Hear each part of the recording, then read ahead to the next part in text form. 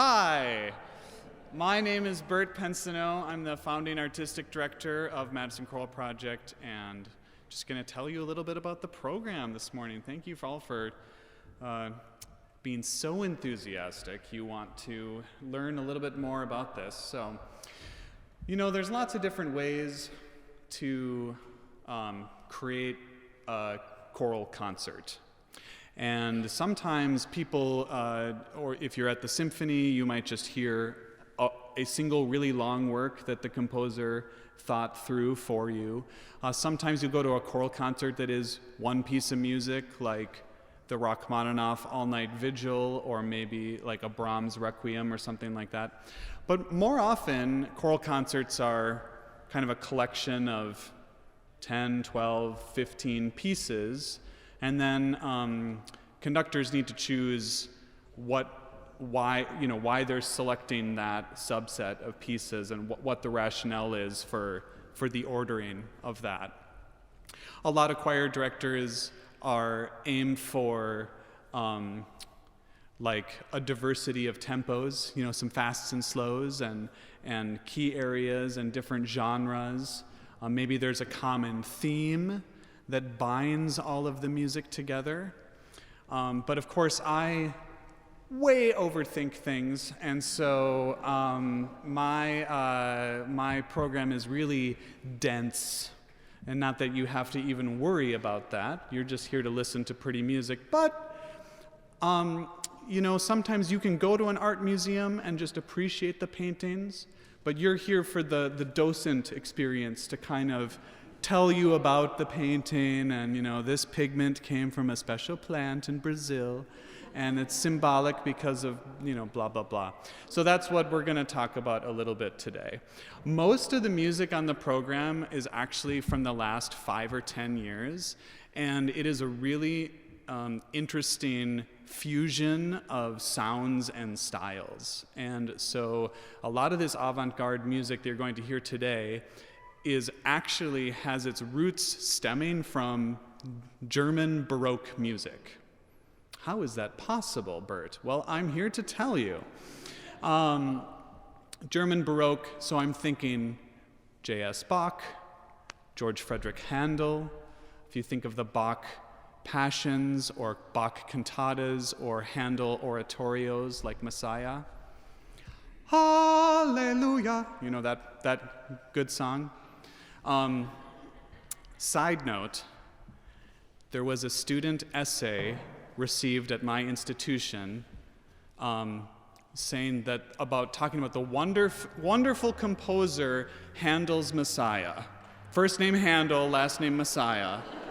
And how he wrote the hit song Hallelujah, and it's been covered so many times.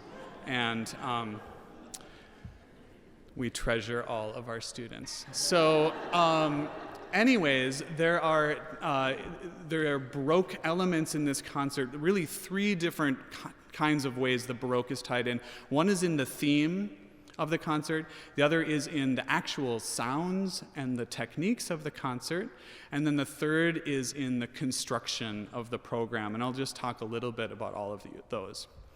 Those Baroque elements are also fused with elements of pop music in really interesting ways. And so you'll hear pop music elements brought into that music as well. I'm going to talk about all of that, and hopefully you'll be able to hear some of those things as we come along. And those Baroque elements are also fused with elements of pop music.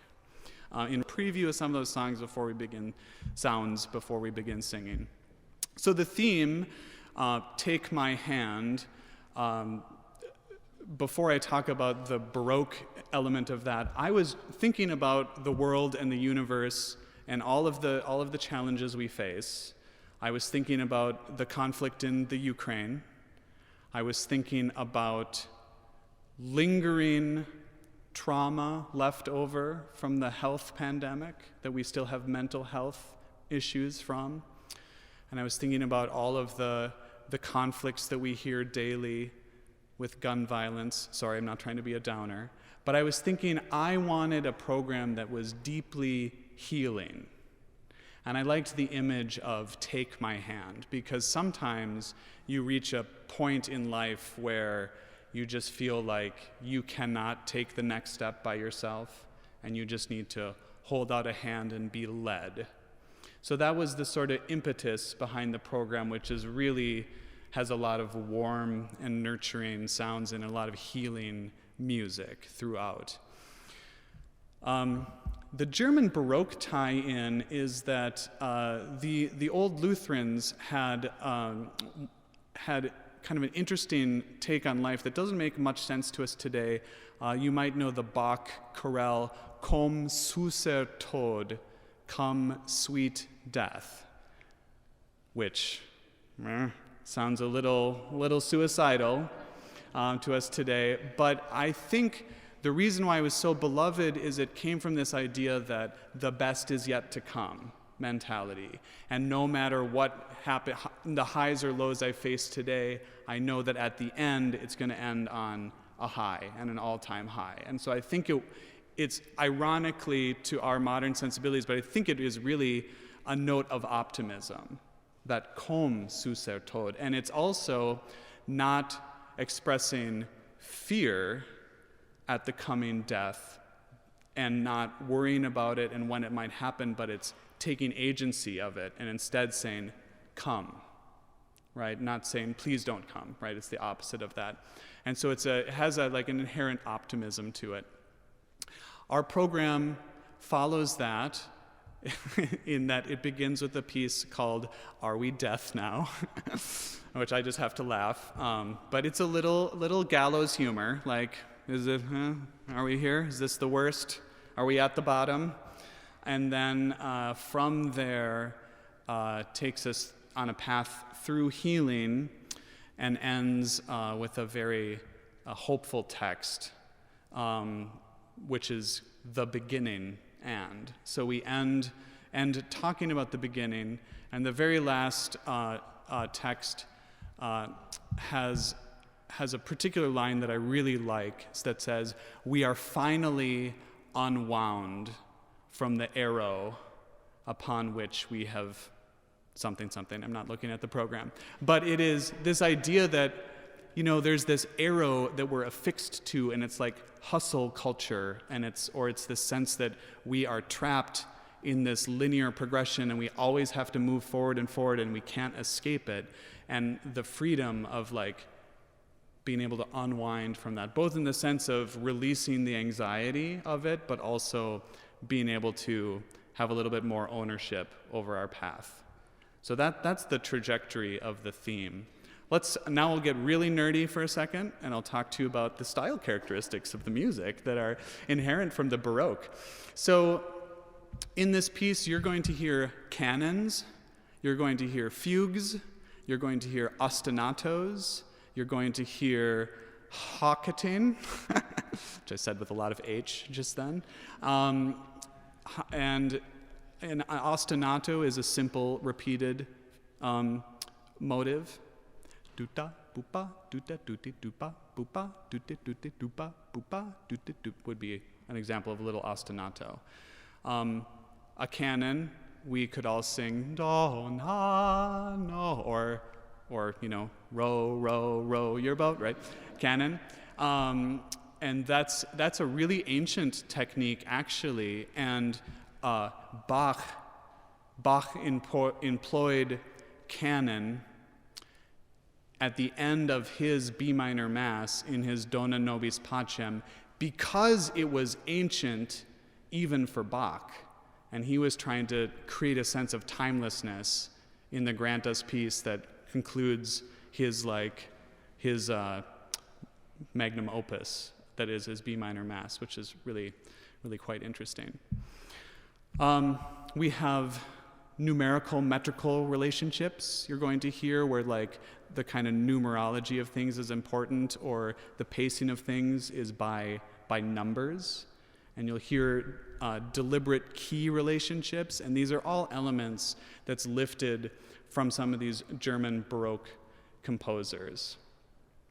There's also this fusion with some pop elements, and when I think about pop music, and when I talk about it with my students, for so long, when there hasn't been like serious scholarly study of popular music in like the academy, because it has just been looked down upon as a secondary form of music making, and we've kind of stratified, Western European classical music is here, and then maybe like jazz is here, and then it's pop. And we're really trying to, flip that model over and just say it's all music, it's all beautiful. It has different characteristics to it. One of the notable things about popular music that is actually incredical is that almost every artist authors their own text, right? Whereas in the Western classical tradition, you'll see composers setting poems of others, right? So in this piece, kind of our anchor piece, which is by Caroline Shaw, she takes some pre-existing text but writes a lot of her own text in there as well, kind of adapting from that tradition. Popular music has a lot of simple root position triad power chords, right? You're going to hear a lot of those in this music. I think fundamentally, popular music has been looked down upon because the harmonies are quite simple and repetitive, and the melodies often are unmelodic. They might only be pretty straight with a couple pitches. And stemming from an academic tradition that prioritizes melody and harmony, it's seen as simple. However, I posit that pop music isn't about melody or harmony, it's about texture and style and culture, really. And it's just, you're just examining it with the wrong lens when you try to, put it in that box. Let's talk about the structure of the program. So if any of you have heard Bach cantatas or a Handel oratorio or a Bach passion, you'll notice that a lot of the meat of Baroque music is the recitative and aria structure. And recitative is a simple speech-like pattern that advances the narrative. And then there's an aria, which is sung and kind of lives in the moment emotionally of like whatever the action just happened. So, the recitative could be, Steve walked into the room and he saw Larry's shirt and he said, "That's hideous." And Larry was so offended. And then aria starts, and it's Larry, "My shirt! Oh, he hates my shirt!" Right? And so you have this like storytelling aspect in the recitative, and then this aria that kind of dwells in the moment. And then you probably, if you've seen like a big Bach cantata or Handel Messiah, you notice that they start and end with like a big, like kind of power chorus on either end. And cantatas in particular, well, all of them, they tell a story. The oratorios, they tell the story throughout. So this program begins and ends with kind of an anchor chorus. They're both by the composer Wally Gunn, and they're from the same set of music called The Ascendant. And then we have taken this 6-movement work by Caroline Shaw, and we've kind of exploded it out, and we've treated the movements of the Shaw as though they're the recitative that advance the story. And in between there, we've stuck choral pieces that sort of serve as the arias, taking a second to breathe and be in the moment of what is happening there before we move on. The Caroline Shaw piece was written in 2016, premiered in 2017, and it is fundamentally a work about peoples who have been displaced by war or famine. The work predates the conflict in Ukraine, but seems very appropriate for today, and is some of the themes we wanted to talk about. She also quotes Buxtehude, who is an early German Baroque composer, in her writing. And so she takes music of Buxtehude and sticks it into her cantata and then like warps it and plays around with it a little bit. So there's a really direct Baroque connection there. We also have a short work by Mendelssohn. Mendelssohn is a romantic composer, but he had the same job as Bach at the Thomaskirche in Leipzig. Not at the same time as Bach, but 50, 60 years later. So it was Bach, and then it was Bill, Steve, Larry, Bill, and then Mendelssohn, right? And then some other people. And so there's this kind of wonderful connection, and this Mendelssohn piece really is a double motet in the old Baroque style. There is one choral setting that you'll hear our tenors and basses sing, and that the old German choral is also from that old tradition. Okay, we're going to come and hear some of the sounds of the concert. Could I invite my demi-chorus up? And I'll just give a couple examples of some of that music. The first thing you're going to hear is an example of ostinato and canon and Hochkatin and numerical relationships all at the same time. It's a very efficient example because it accomplishes all of those things.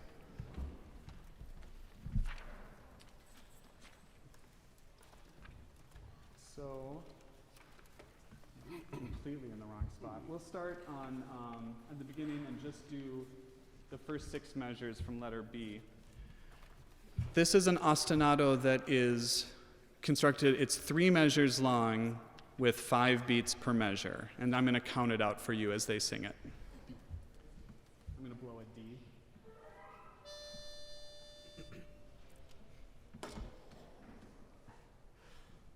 2, 3, 4, 5, 2, 2, 3, 4, 5, 3, 2, 3, 4, 5, 1, 2, 3, 4, 5, 2, 2, 3, 4, 5, 3, 2, 3, 4.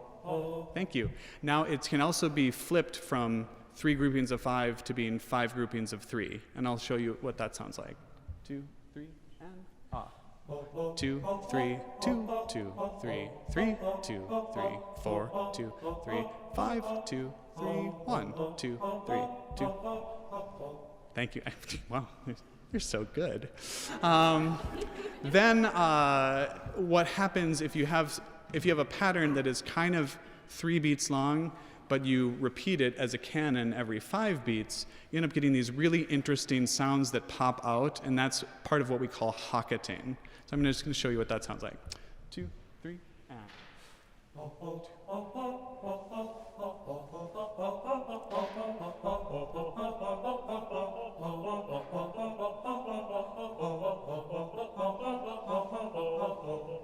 Good. So that's from the last piece on the program, and it just sort of forms an ostinato, and then upon which other things happen, which you'll have to look forward to. We're going to now sing for you the quotation of Buxtehude that Caroline Shaw uses. So this is from the last movement, movement 6.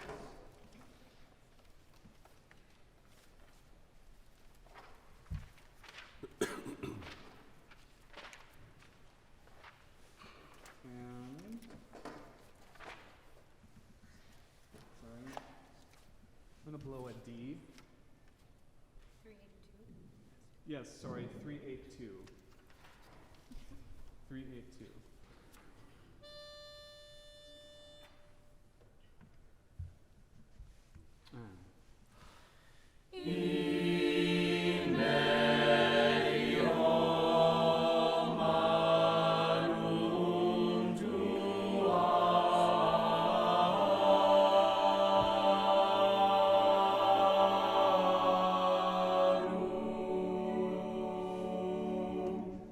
So that is unchanged Buxtehude that she quotes.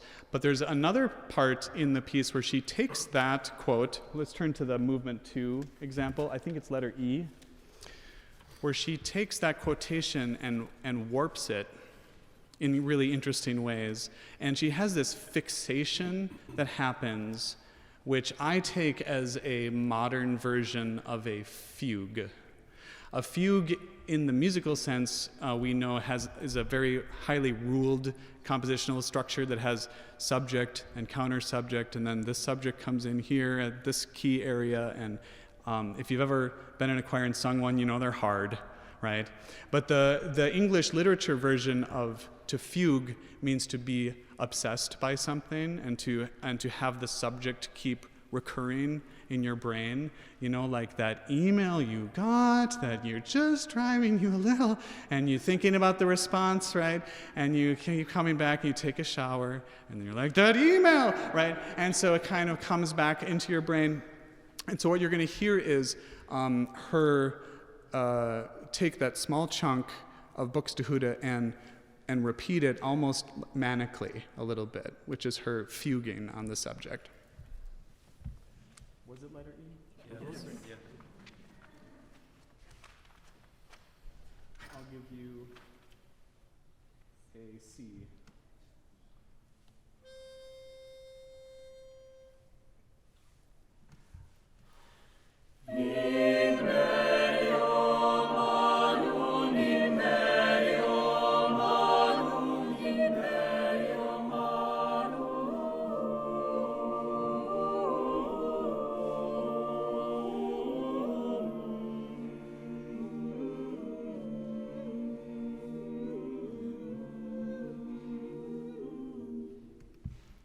So it just kind of keeps recurring, and dissipates a little bit. I'm going to give you one final example. Let's do the opening of Shaw 6 before we begin the concert. And this is Caroline Shaw using some of the simple triadic harmonies like of pop music and inserting some of her own text into the music.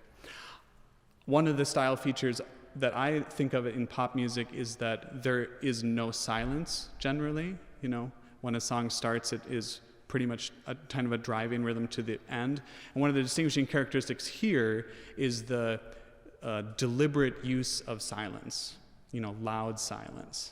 And I want you to experience this too, so that when you hear it in the concert, you can be very patient with the silence and not feel anxiety like, when's the next thing going to happen?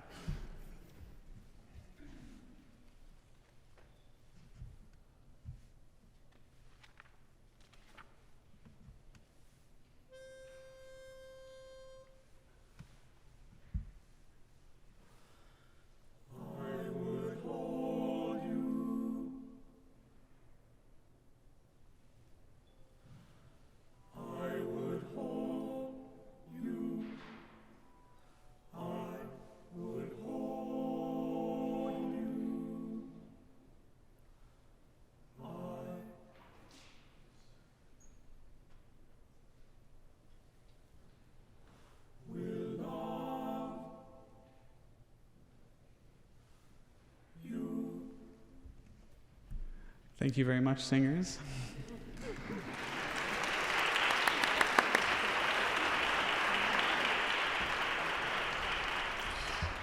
So, much like Bach cantata, we have attempted to create a linear story in this collage of texts that you will see in the program. All of the texts are there for you. I encourage you to read along and look for the story if you want to do that. I won't be giving you a test later, so don't worry about it. But you know, Bach cantatas are oftentimes, there'll be a movement that is from one part of the Bible, and then there'll be a sacred poem written by somebody else, and then there'll be a movement that has text from another part of the Bible. And so it was story by collage even back then, and we're continuing in that tradition today with this program. So the complete runtime of this is just under an hour. It's about 58 minutes.